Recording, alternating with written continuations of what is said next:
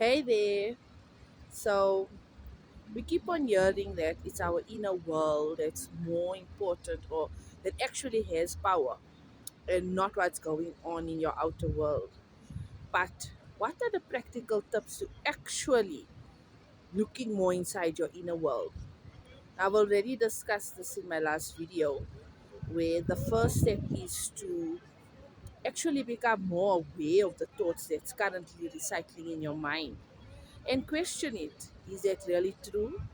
Look at the circumstances you're currently in and have some compassion towards ourselves. Now, step two, we don't just analyze these thoughts and carry around in a circle.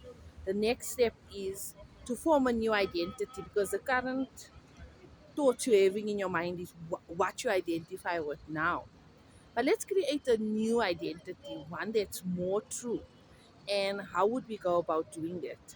Start with what is it that you'd like to do? What is it you'd actually like to accomplish? So, if your old identity was, I am lazy, what it is that you want to do? Why are you seeing yourself as lazy? Do you wake up late? Um, do you not get tasks finished? Are you not committed? What exactly is it? So, if you'd like to wake up early, instead of saying, I'm lazy and I can't wake up early, say what you want. I am an early riser.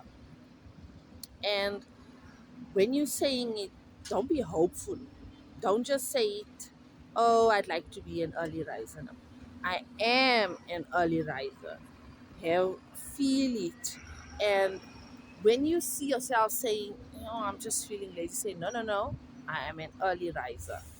Or if you say to yourself, "Ugh, I just can't finish something, I always start and end, no, that's you putting more weight to your old belief.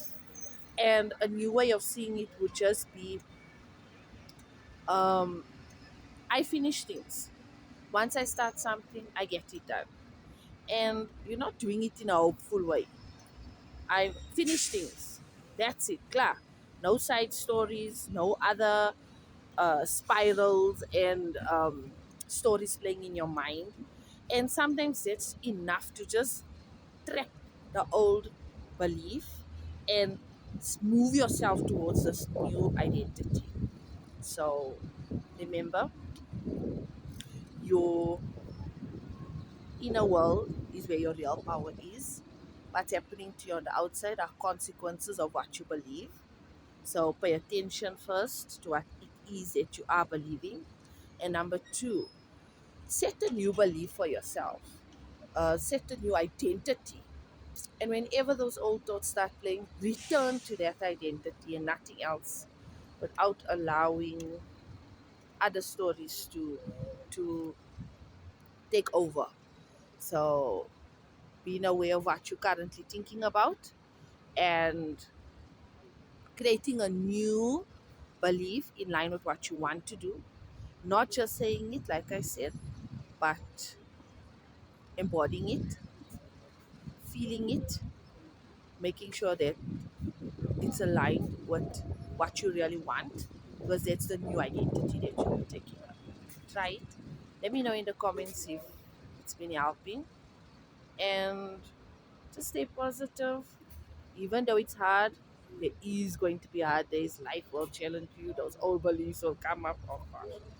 But that will be another episode. So, one step at a time. And remember, life is a dance. We take a few steps forward and a few steps back, a few steps to the one side and the other, and it's perfect. That's okay. Each one of our dances is different. Each one of our dances is different, worthy, important, every step. So don't see your setbacks as a discouragement. And when you have those setbacks, know that you're moving somewhere because those old thoughts won't push back if you aren't making a change. So when you're feeling uncomfortable, know that it's working. Go out there from Mother Duck, be awesome.